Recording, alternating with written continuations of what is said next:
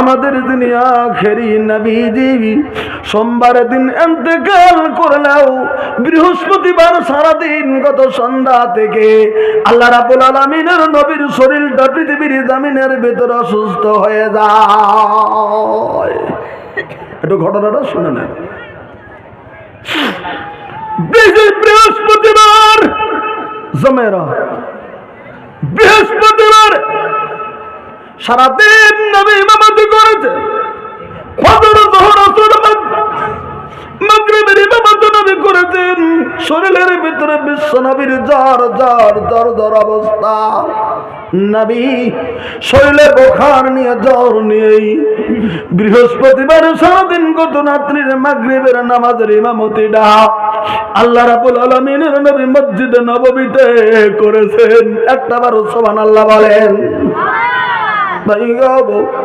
ইমামতি নবী করার পরে শরীর অসুস্থ হইয়া নবী হযরত আয়েশা সিদ্দিক রাদিয়াল্লাহু আনহার রুমের ভিতরে দরদর নবী আমার প্রবেশ করেছেন। ভাইবি এদিকে এসরের সময় হয়ে গেল। আল্লাহর নবীর জ্বর শরীরে বাড়তেই চলছে বাড়তেই চলছে বাড়তেই চলছে। আল্লাহর নবী অসুস্থতা বাড়তেই চলছে বাড়তেই চলছে। এদিকে এশারের নামাজের সময় হয়ে গেছে। শুধু সময় নয় গো, মসজিদে নববীতে এশারের আজান পড়ে গিয়েছে। এশারের আজান হয়ে গেল।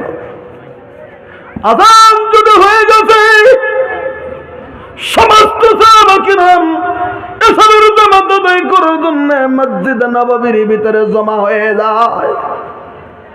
নবী তো নামাজ পড়ার জন্য ওই রুম থেকে ওই যেমন সাইডের দরজা মসজিদে নববীতে ঢুকবেন, নবী ইমামতি করবেন আর সমস্ত সাহাবী নবীর পিছনে নামাজ পড়বে। রেডি হয়ে আছে। টাইম পেরিয়ে যায় পেরিয়ে যায় পেরিয়ে যায়। দরদর নবী দিবি নামাজ পড়ানোর জন্য আর মসজিদে নববীতে প্রবেশ করেন না। সাহাবা কেরাম অনেক সময় হয়ে গেল। একজন বললেন, আবু বকর রে, তোর বেটির ঘরে আমাদের বিশ্বের নবী আয়েশার ঘরে, কথা বুঝতেছেন তো না? আয়েশার ঘরে দরদর নবী আমার। আবু বকর রে, তুই যা খবর নিরে আমার দরদের নবীর অবস্থা বর্তমান কেমন, তুই তাড়াতাড়ি করে যায় খবর নিয়ে জানি। হযরত আবু বকর তখন সালাম দিয়ে বেটির রুমের ভিতরে ঢুকলেন। হযরত আবু বকর যা দেখে আর রাইকুল মাকতুমের ভিতরে বিস্তারিত লেখা রয়ে গেছে। হযরত আবু বকর যখন ঢুকলেন যা দেখেন আল্লাহ রাব্বুল আলামিনের নবী বিছানার ভিতরে শুয়ে আছে। হযরত আয়েশা কাছে রয়েছে। নবীর শরীরের ভিতরে ভীষণ জ্বর, খুবই কঠিন ভাবে জ্বর উঠে গিয়েছে। হযরত আবু বকরকে যখন সালাম দেখলেন, হযরত আবু বকরকে বলতেছেন, ওগো আবু বকর, মসজিদে নববী কি জামাত হয়ে গেছে কি যায় নাই? হযরত আবু বকর বললেন, হুজুর আপনার অপেক্ষায় সবাই বসে আছে, দাঁড়িয়ে আছে। হুজুর গো, আপনি গেলেই মসজিদে নববীতে জামাত অনুষ্ঠিত হবে। আল্লাহ রাব্বুল আলামিনের নবী বললেন, আয়েশা গো, হুজুর পানি এনে দাও, আমাকে তাড়াতাড়ি করে ওযু করিয়ে দাও, আমি যাব মসজিদে নববীতে, আমি এশারের নামাজটা আমি আদায় করব। ভাই গো, কিতাবের ভিতরে লেখা, বুখারী শরীফের হাদিসের ভিতরে লেখা গুলিন রয়েছে। হযরত আয়েশা আবু বকর মিলে আল্লাহ রাব্বুল আলামিনের নবীকে সোয়ান অবস্থা ওযু করে দিলেন। আল্লাহর নবী বলেন, আবু বকর তুমি আমাকে একদিকে ধরো। আয়েশাকে বলেন, আয়েশা তুমি একদিকে ধরো, আমাকে ধরে ধরে ধরে ধরে দাঁড় করিয়ে দাও, আমি যাই মসজিদে নববীতে জামাতে নামাজ আদায় করার জন্যে। আমার ভাইরা,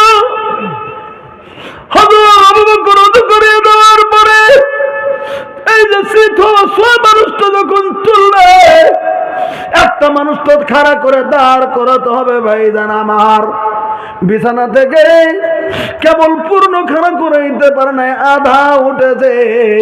আর তখন আল্লাহ রাব্বুল আলামিনের নবী পৃথিবীর জমিনের ভিতরে বেহুশ হয়ে যায়।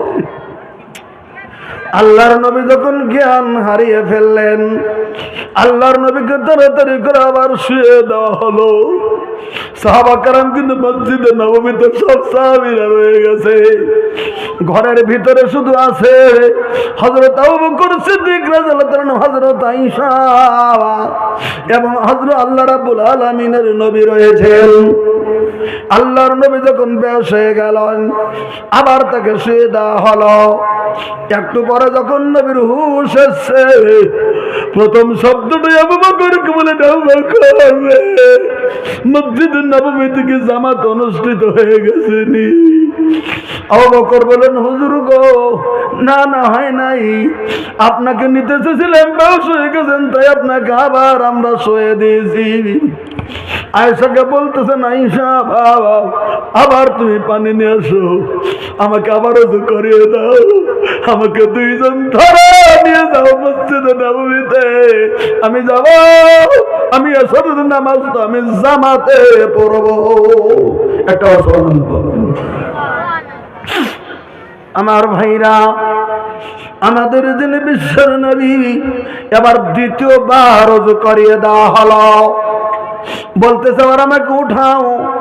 আল্লাহর নবীকে উঠাইতে শুরু করে দিলেন। আমার মা বোন কথাগুলো গুরুত্ব দিয়ে একটু শুনে নেন, আস্তে আস্তে বলছি। এবার যখন আমাদের নবীকে যখন উঠাইতে শুরু করে দিয়েছেন, আবার আদা উঠানোর পরে একই অবস্থা, নবী জমিনের ভিতরে বেহুশ হয়ে যায়। এরকম করে তিনবার করেছিল সেদিন বিশ্বর নবী আমার।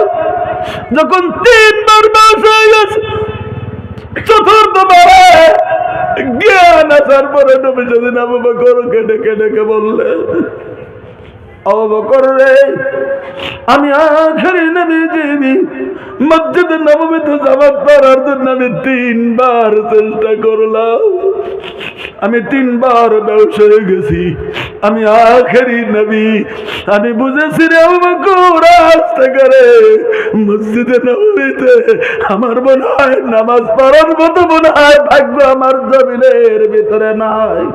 আবু বকর রে, আর দেরি করিস না, সাহাবা কেরাম মসজিদে রয়ে গেছে, আমি তোকে পারমিশন দিয়ে দিলাম রে আবু বকর, তুই যা যা যা মসজিদে নববীতে আমার ইমামতি করে দিয়ে তুই এশরের নামাজটা পড়িয়ে দে।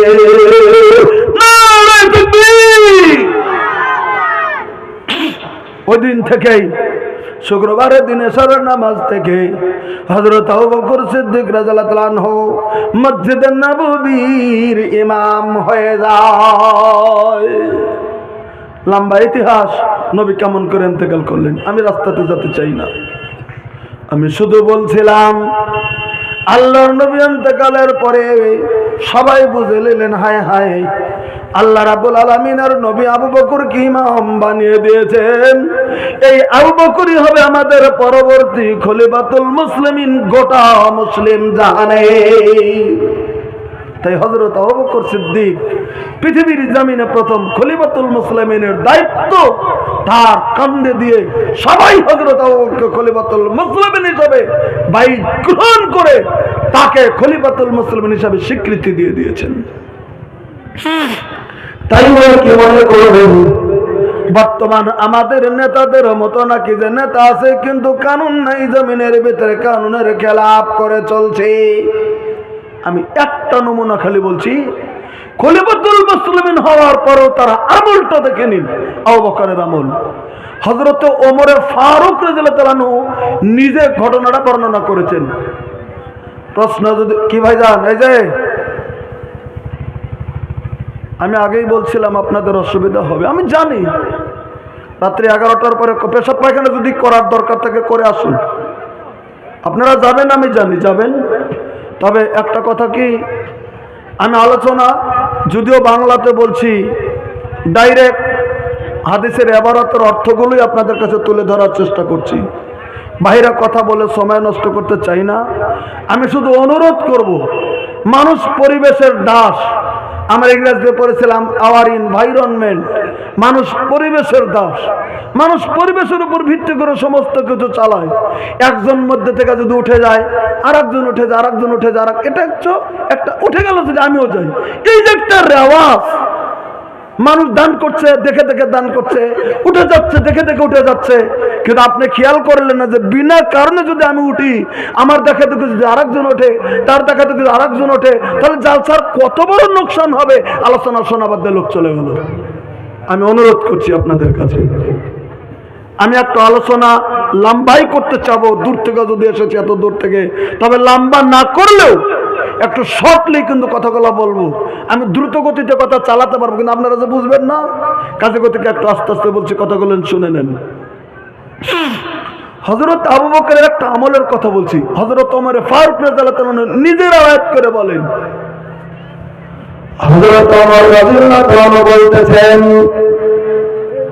সর্বপ্রথম খলিফাতুল মুসলিমিন যখন হযরত আবু বকর সিদ্দিক রাদিয়াল্লাহু তাআলা আনহু যখন বিশ্বের নবী পৃথিবীর জমিনের ভিতরে বেঁচে নাই, আমি আবু বকর ফজরের নামাজ পড়ার পরে, বাড়িতে কিছু কোরআন তেলাওয়াতের পরে, কিছু কাজ করার পরে আমরা গলিতে গলিতে গলিতে গলিতে গলিতে গলিতে ঘুরতাম।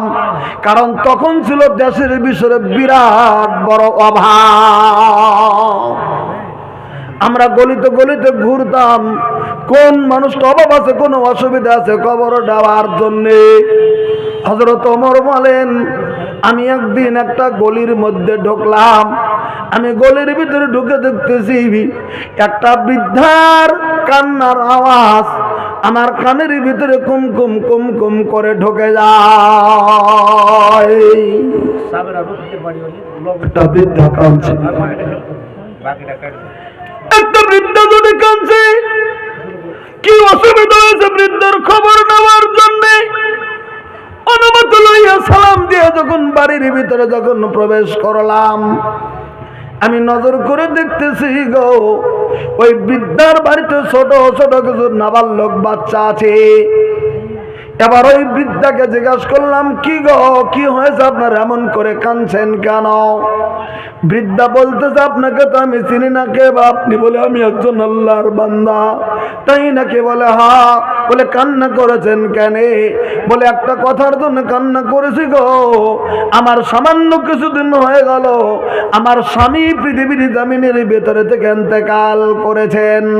আমি এমনই একটা মহিলা, আমার চোখের ভিতরে অসুখ হয়ে গেছে, ঝাপসা পড়ে গেছে, আমি চোখ দিয়ে কিছুই জমিনের ভিতরে তেমন কিছু দেখতে পারি না। আমার ছোট ছোট ছোট ছোট বাচ্চা আছে, এগুলিনকে আমি খাদ্যখানা দেওয়ার মতো ব্যবস্থা নাই। আমার বাড়িতে বকরি আছে, কিন্তু বকরি দহন করে দুগ্ধ কে দেবে গো, দেওয়ার মতো মানুষটা পর্যন্ত আমার নাই। আমার বাচ্চারা কাঁদছে, তাই আমি তাদের দুঃখের জন্য কাঁদছি, কে একটু আমাকে জমিনের ভিতরে সহায় করে দেবে? হযরত ওমর মনে মনে মনে মনে ভাবলেন, জাগা, আমি একটা নেকি কামাই করার বিরাট বড় একটা জায়গা পেয়ে গেলাম। আজ থেকে গো এই বৃদ্ধার বাড়ির খিদমতটা আমি হযরত ওমর আমি নিজেই করব। ধরে বলেন সুবহানাল্লাহ। হযরত ওমর করলেন কি? ওই বুড়ির বাড়ির বকরির দুগ্ধ দহন করে চুলার পারে গরম করে বৃদ্ধাকে দিলেন, ছোট ছোট বাচ্চাদেরকে দিয়ে, ঘরটা ঝাড়ু দিয়ে, জঙ্গল ফেলে দিয়ে হযরত ওমর ফারুক বাড়ির ভিতরে চলে এসেছেন। পরের দিনে চলে গেছেন, আরেক দিনে চলে গেছেন, কাম করে দিতে চলছে। হঠাৎ করে 2-3 দিন যাওয়ার পরে হঠাৎ করে হযরত ওমর যখন কাজ করার জন্য চলে গেছে, যায় দেখতেছে কে যেন রে হযরত ওমর বাড়িতে ঢোকার আগেই কে যেন ওই বুড়ির বাড়ির বকরি দহন করে বৃদ্ধাকে গরম করে দিয়ে বুড়ির বাড়িটা পরিষ্কার করে চকচক ফটফটা করে দিয়ে চলে গিয়েছে। হযরত ওমর জান করতে পারলেন না, জিজ্ঞাসা করলেন, বুড়িমা, এটা আপনার কে করে দিল? বলে, আমি তো চোখে দেখি না, একজন এসেছিল করে দিয়া চলে গেল, এখন কে যে দিছে আমি তো জানি না। মনে মনে ভাবছে বুড়ির কোনো আত্মীয় ছিল, করে দিয়ে চলে গেছে, আচ্ছা যাক, আগামীকালকে তো আমি করবো। আগামীকাল আবার চলে গেছেন হযরত ওমর, যা দেখতেছেন কে যেন ওই দিনও কাজটা করে দিয়ে চলে গেছে। এবার হযরত ওমরের মনে মনে একটা রাগ উঠে গেছে, হ্যাঁ আমি কাজের দায়িত্বটা নিয়েছি আর আমাকে করতে না দিয়ে আরেকজন করে দিচ্ছে, না কে করে দেয় আমি এই লোকটাকে কালকে ধরবো। আমি একটু সকালে আসবো, ফজর করেই আমি একটু সকাল সকাল চলে আসবো, দেখি তো কে করে দেয় কাজটা।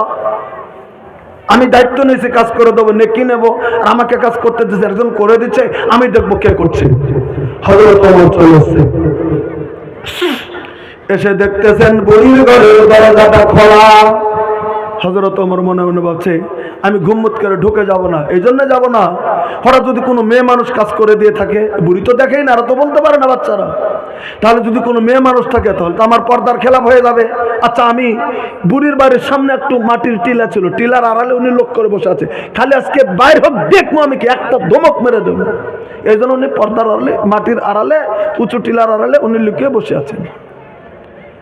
একটু করে নজর করে দেখেন ওই বৃদ্ধর বাড়ি থেকে নিজের চাদরে করে সামান্য কিছু জঙ্গল তুলে ওই জঙ্গলগুলি বৃদ্ধর বাড়ি থেকে বাইরে ফেলে দিতে চলে এসেছে একটা লোক। একটা লোক এমন করে কাজ করতে বেরিয়ে যাচ্ছে, হযরত ওমর ওই লোকটার মুখের দিকে যখন তাকাচ্ছে, হযরত ওমর নজর করে দেখতেছেন, হযরত ওমর ওই লোকটা কোনো মহিলা নয় গো, ওই লোকটা কোনো আম মানুষ নয়, ওই লোকটা হচ্ছে সেই যুগের খলিফাতুল মুসলিমিন, তিনি হচ্ছে হযরত আয়েশা আর আব্বা হযরত আবু বকর সিদ্দিক রাদিয়াল্লাহু তাআলা আনহু। বলেন সুবহানাল্লাহ।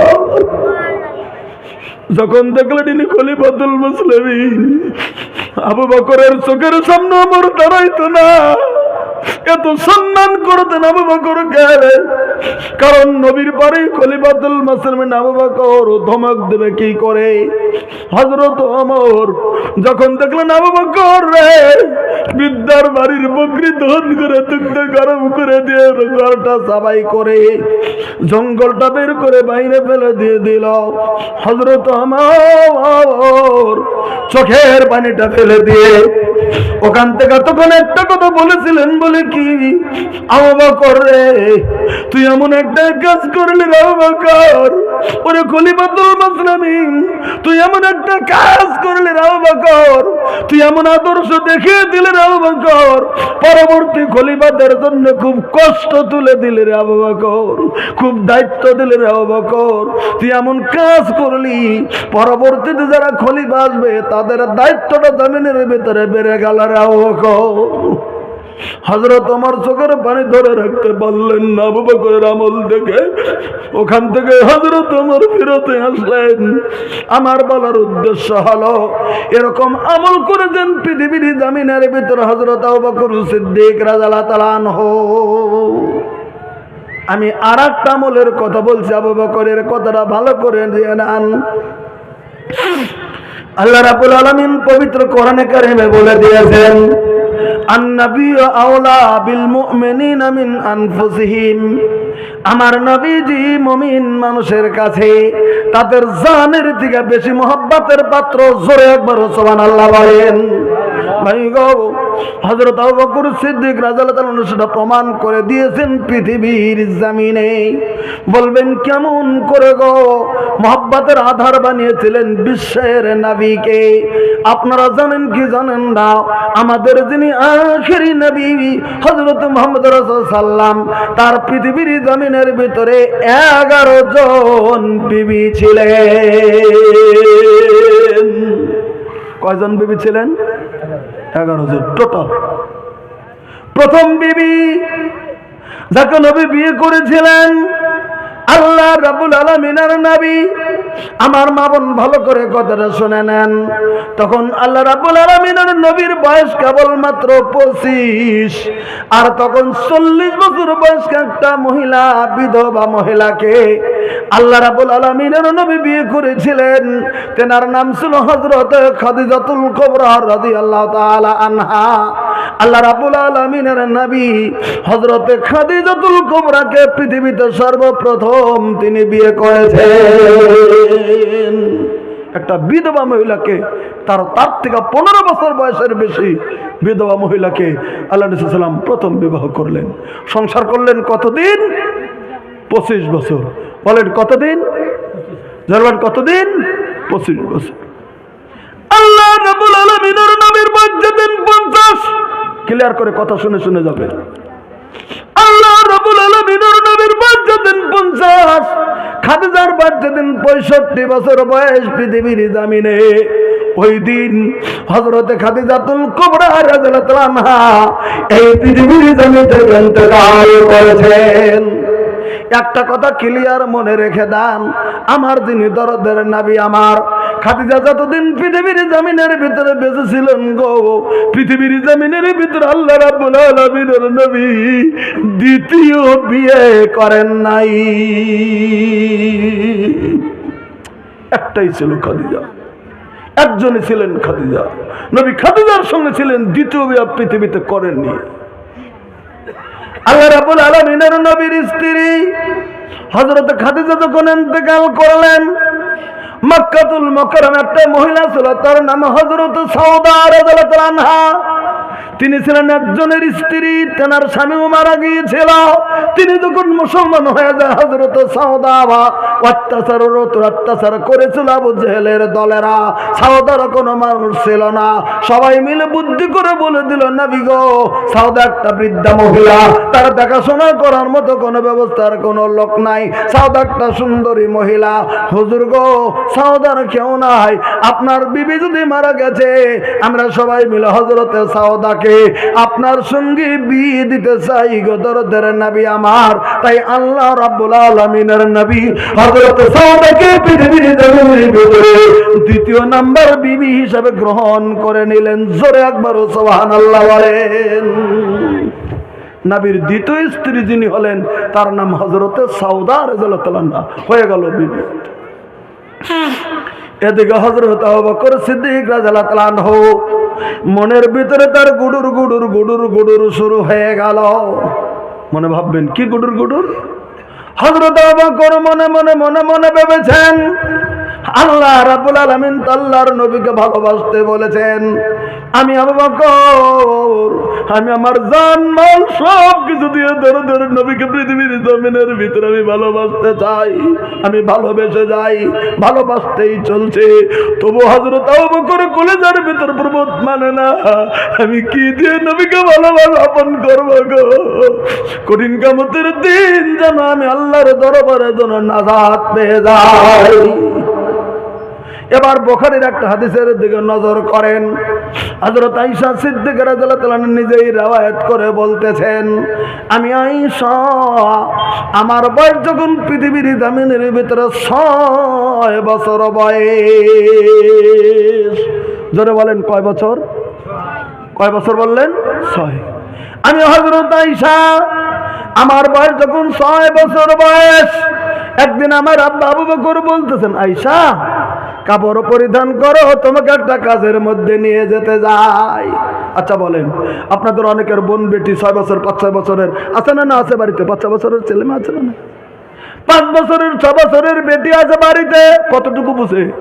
হযরত আয়েশা বলেন, আমার হাতের ভিতরে ছিল খেলনা, এই যে খেলনা খেলনা, আমার হাতের ভিতরে খেলনা। আমার আব্বা বলতেছেন, আবু আয়েশা রে, তুমি রেডি হয়ে যাও, আমি তোমাকে নিয়ে যাব। হযরত আয়েশা খুশি হইয়া বাবার কথা মতো সঙ্গে সঙ্গে বাবার সঙ্গে যাওয়ার জন্য রেডি হয়ে গেল হযরত আয়েশা। হযরত আয়েশাকে বাবা আবার নিয়ে যায় যায় যায় যায় যায় যায় কোথায় গেল? নিয়ে চলে গেল আল্লাহ রাব্বুল আলামিনের নবী সাল্লাল্লাহু আলাইহি ওয়াসাল্লামের বাড়িতে। জোরে একবার সুবহানাল্লাহ বলেন। আল্লাহ রাব্বুল আলামিনের নবীর বয়স তখন 51 বছর বয়স। সবে মাত্র কিছুদিন আগে হযরত সাউদাকে বিয়ে করেছেন নবী। 51 বছর বয়স। আল্লাহ রাব্বুল আলামিনের নবীর বয়স পড়ে গেছে আয়েশার বয়স 6। আল্লাহ রাব্বুল আলামিনের নবীর সাহাবী আবু বকর হযরত আয়েশাকে নিয়ে আল্লাহ রাব্বুল আলামিনের নবীর বাড়িতে যায় যেমন পৌঁছে যায়। হযরত আবু বকর যখন যেতেন সাহাবা کرام যারা নবীর কাছে ছিল তারা সকল সাইড নিয়ে নিত সবসময় আবু বকরের জন্য। সাহাবা کرام একটু সাইড হয়ে গেছে। আবু বকর যাই আল্লাহ রাব্বুল আলামিনের নবীকে সালাম জানিয়ে দিলেন। সবাই সালামের জবাব দায়ী করলো। সঙ্গে আছে 6 বছর বয়সের হযরত আয়েশা। এবার হযরত আবু বকর নাইরিক যাইয়া আল্লাহর নবীকে সালাম দেওয়ার পরে নবীকে একটা কথা বলতেছেন, হুজুর গো আমি আবু বকর আজকে আপনার কাছে আপনার উদ্দেশ্যে আমি চলে এসেছি। ওগো দরদের নবী গো আমি আপনার কাছে কোনোদিন কোনো আবদার আমি করি নাই। আজকে আমি একটা আবদার লইয়া আমি আপনার কাছে চলে এসেছি গো দরদের নবী আমার। আপনি আমার আবদারটা রাখবেন গো নবীজি। আমি একটা আবদার নিয়ে এসেছি আপনার কাছে। আল্লাহ নবী সাল্লাল্লাহু বলতেছেন, আবু বকর তুমি তো কোনো জিনিস কোনোদিন আমার কাছে চাও না, সুদ দিয়েই যাও। আজকে তুমি কোন আবদার করতে চাও তুমি আমার কাছে? কি আবদার তুমি করবে রে আবু বকর? কোন আবদার তুমি করতে চাও রে আবু বকর? আল্লাহ রাব্বুল আলামিনের নবীর কাছে তখন বলতেছেন, হুজুর গো আমি আপনার কাছে কোনো টাকা পয়সার আবদার আমি জমিনের ভিতরে করে না গো আল্লাহ রাব্বুল আলামিনের নবী। আমার আবদার হচ্ছে আমার কলিজার টুকরা 6 বছর বয়সের আয়েশাকে আমি সঙ্গে করে নিয়ে আসছি গো নবীজি। আমি আমার কলিজার টুকরা আয়েশাকে আপনার গৃহিণী হিসাবে আপনার বিবি হিসাবে আমি দান করে দিতে চাই। আপনি আমাকে ফেরত করে দিয়েন না গো নবী। আমার বেটিকে আপনি আপনার স্ত্রীর রূপে গ্রহণ করে না। সুবহানাল্লাহ কইবেন না? দেখেন আবু বকরের প্রস্তাবটা দেখেন। সব সাহাবীরা ঘেমে গেল। আবু বকর এদিকে তুই পাগল কি হয়েছিস? তোর কি মাথা খারাপ হয়ে গেছে? তুই মনে হয় পাগল হয়ে গেছিস। হযরত আবু বকর বলতেছেন, না পাগল হই নাই, আমার মাথা খারাপ হয় নাই, আমি সুস্থ আছি। বলে তুই যদি সুস্থ আছিস 6 বছরের কোমলমতি আয়েশাকে 51 বছর বয়সের নবীকে তুই কেন নবীর সঙ্গে তুই বিয়ে দিতে চাস? কেন তুই দিতে চাস? আবু বকর বলতে তোরা বুঝবি না রে সাহাবীরা, তোরা বুঝবি না আমি কেন দিতে চাই। আমি একটা কারণে দিতে চাই রে সাহাবীরা। আল্লাহ বলেছেন দরদের নবীকে মুহাব্বত করার জন্যে। কঠিন কিয়ামতের দিন যেদিন আল্লাহ রাব্বুল আলামিন তন্ন করে যদি হিসাব নেবে রে, সেদিন যদি হিসাব দিয়ে যদি আবার কঠিনতম অবস্থা যদি হয়ে যায়, আল্লাহর কাছে বলবো আল্লাহ তোমার হাবিবকে মুহাব্বত করার কথা বলেছিলে, আমার তমাম জীবনের আমল যদি তুমি গ্রহণ না করো, আমার কলিজার টুকরা দিয়ে আমি তোমার হাবিবকে মুহাব্বত করার রক্তের বন্ধন পৃথিবীর জমিনের ভিতরে আমি বেঁধেছিলাম গো আল্লাহ। কি জানি রে আমার এই আমলটা যদি আল্লাহ কবুল করে, আমাকে যদি নাজাত দিয়ে দেয়, আমি আমার হাবিবের সঙ্গে রক্তের বন্ধন করার জন্য আমার আয়েশাকে আমি আল্লাহ রাব্বুল আলামিনের নবীকে দান করিয়া দিলাম। নারে তাকবীর! আল্লাহ রাব্বুল আলামিনের নবী মাথা নিচু করে আছেন। একটু বড় নবী মাথা তুলে দিলেন, তুলে বলতেছেন, আবু বকর রে তুই যদি তোর বেটিকে, তুই যদি তোর মেয়ে হযরত আয়েশাকে, আমাকে যদি তুই আমার গৃহিণী রূপে দান করে দিয়েছিস, তুই তো আবদার করেছিস আমার কাছে, আমি তোকে মাহরুম করে দিলাম না, আমি আয়েশাকে আজকের জমিনে বিবি রূপে গ্রহণ করে নিলাম। একবার জোরে সুবহানাল্লাহ। নবী গ্রহণ করে নিলেন। সাহাবা কেরাম তাজ্জব হয়ে গেল, নবীকে দিলেন আর নবী নিলেন। কিছু সাহাবীরা তাজ্জব। আল্লাহ রাব্বুল আলামিনের নবী সেদিন জানিয়ে দিয়েছিলেন, হ্যাঁ সাহাবা কেরাম শোনো, আমি কেন আয়েশাকে নিলাম তার কারণ রয়েছে। আমি যখন মেরাজে গিয়েছিলাম, আল্লাহ যখন আমাকে মেরাজে নিয়ে গিয়েছিল, স্বপ্নের মেরাজে, মেরাজে যাওয়ার পরে আমি যখন জাহান্নাম দেখলাম, জান্নাত দেখলাম, আমি যখন জান্নাতের দরওয়াজায় যখন ঘুরতেছিলাম গো, হঠাৎ করে জান্নাতের হাদিসটা বুখারীতে আছে, বাংলা সাহেবের কাছে জিজ্ঞাসা করে দেখিয়েন, যারা বুখারী শরীফ পড়ায় তারা ভালো করে বুঝবেন। হযরত আয়েশা সিদ্দিকা রাদিয়াল্লাহু আনহার কথা বলতেছেন, নবী আমি যখন মেরাজের রাত্রি যখন জান্নাতের ভিতরে ঘুরছিলাম, জান্নাতের দরজার কাছে আমি দাঁড়িয়ে আছি, হঠাৎ করে গো জান্নাতের একটা রুমালের ভিতরে, জান্নাতের একটা মখমলের রুমালের ভিতরে চতুর্দিক থেকে এরকম করে আটকানো একটা পুটলার ভিতরে একটা পুটলা বানাইয়া আমার কাছে হযরত জিবরিল পুটলাটা এনে দিয়ে বলতেছেন, নবী গো নেন নেন নেন, আল্লাহ আপনাকে দিয়েছে, আল্লাহ এই জিনিসটা আপনাকে তোহফা হিসেবে দান করে দিয়েছে। একটা বার সুবহানাল্লাহ বলেন। একটা টুকলা, একটা পুটলা আল্লাহ আপনাকে তোহফা দিয়েছে, আপনি গ্রহণ করুন।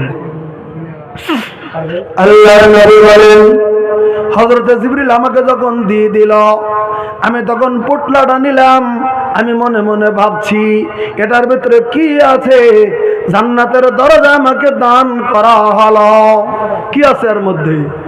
আমি যখন পুটলাটা খুললাম, আমি যখন পুটলাটা যখন আমি খুললাম, খুলে খুলে খুলে খুলে খুলে খুলে খুলে খুলে যখন শেষ করে দিলাম, তখন আমি দেখলাম ওই পুটলার ভিতরে অন্য কিছু নাই গো, ওই পুটলার ভিতরে ছোট্ট একটা মেয়ে হিলফিল হিলফিল করছে।